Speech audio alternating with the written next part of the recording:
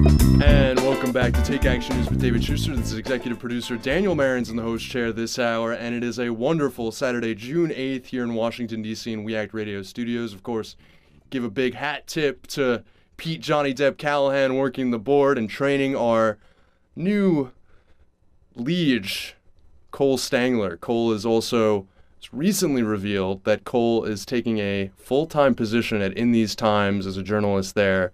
What great work they do doing good, progressive, independent journalism, and we congratulate Cole. And it's very exciting news, and we hope that Cole will stay part of the We Act Radio community nonetheless. David, before I get into sort of the latest on the Bangladesh news, I have to tell you, I just spoke with my friend Molly McGrath, who is an international campaigns coordinator for the AFL-CIO and a longtime organizer of the Turkish truckers union, TÜMTİS. And she informed me that she has a much more radical perspective than Cenk, in fact, and that she has a much more ambivalent take, perhaps, about Prime Minister Erdogan's economic record and the urgency of some of the struggles against him.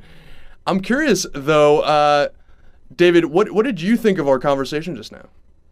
I thought it was great, and I think having Cenk's sort of own sort of perspective and the connection that he has to Turkey and to be able to sort of trace the history was intriguing. The thing I found most intriguing of all was when he talked about. Erdogan is a very sort of smart guy, despite the fact that he's essentially become something of a sort of a right-winger Islamist in a very secular country. He's a very bright guy and has done some amazing things, some very helpful things in terms of Turkey's economy and foreign policy. And you combine the fact that Erdogan is a smart leader and that the opposition has been so inept, and that the opposition has done a very bad job of organizing itself and essentially not giving the protesters much to choose from. And it helps you sort of understand why Erdogan might be able to maintain his grip on power and why the frustrations in Turkey may continue.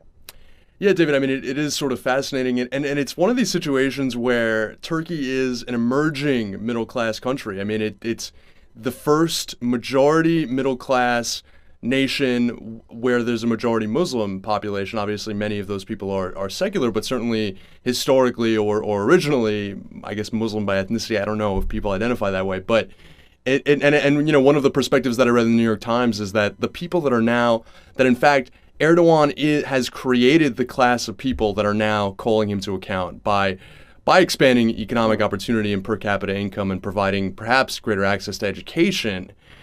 Those people are now more likely to be challenging his leadership for greater transparency, greater rights, and a greater say in the process.